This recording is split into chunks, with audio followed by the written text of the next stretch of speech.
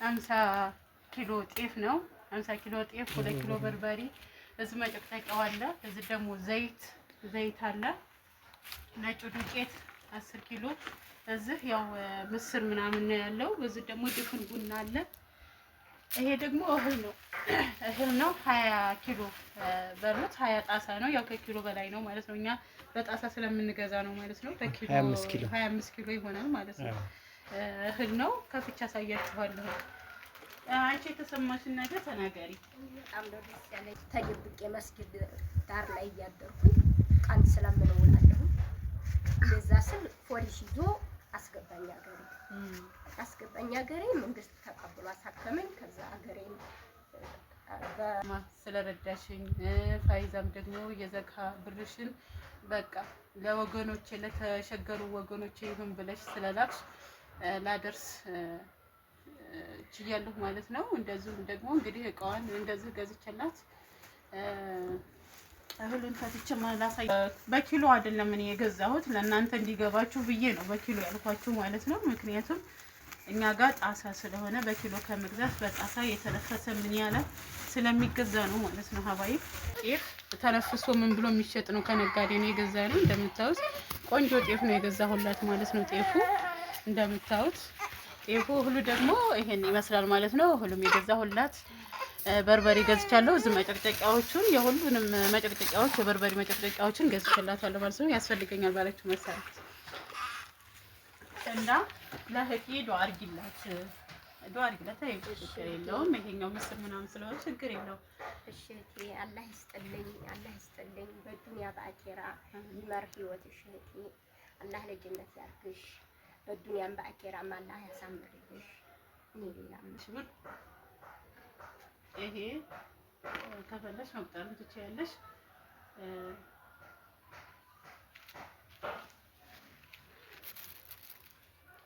ይሄ እንግዲህ የተረፈ ብር ነው ማለት ነው።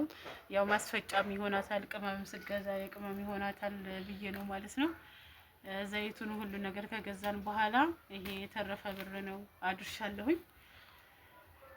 ኢንሻአላህ ሌሎችም እህቶች ካሉ እንደዚህ የምታግዟት ካላችሁ ማገዝ ትችላላችሁ። እሱ አሁን እየሰራች አይደለም። ስጠልኝ ህይወ አንቺንም እሷንም አላህ ይጠብቃችሁ ዱንያ ወላ አኺራ ይዘካተል ፊጥርን በረካ አላህ ይስጠልኝ አላህ ይስጠልኝ። አዎ ያው እኔ ዱአ እንድታረግላት ሰበችውን የሙራዷን አላህ ያድርግላት ኸይር ያገናኝ ታንገርጉት ነው ተወለንጋ ታንገርጉት ማጥቼ አሁን እየባቆኩ እየሸቀልኩ ነው ልጆቼ ጋር ነው ማለት ነው። አሁን ያው መሬቱን ብላቸው ጠብቂ ነው የሚሉት እሱ ላይ እኛ ጌታ እሱ ከይር ሲሻኒ ድረስ ብዬ እዚሁ መኪናውን ገባ። ያው ደጋግ ሰዎች ታችን ለእንደው ዘካ ብላ ልካ ነው። እቺ 1000 ብር ነች። እሺ 1000 ብር ነች። እሺ አላህ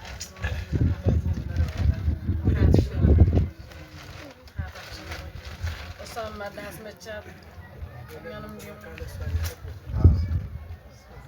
ወገኔ 2500 ያተኛ እሱ ነው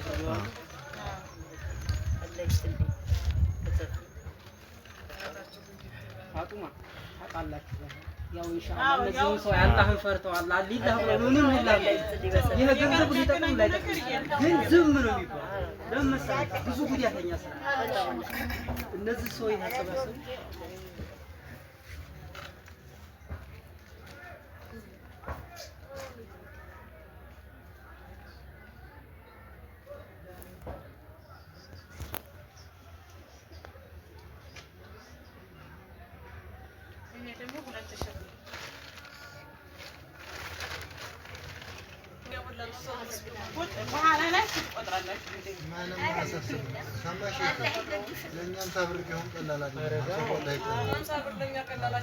እንዲያዳርሳችሁ በማለት ነው።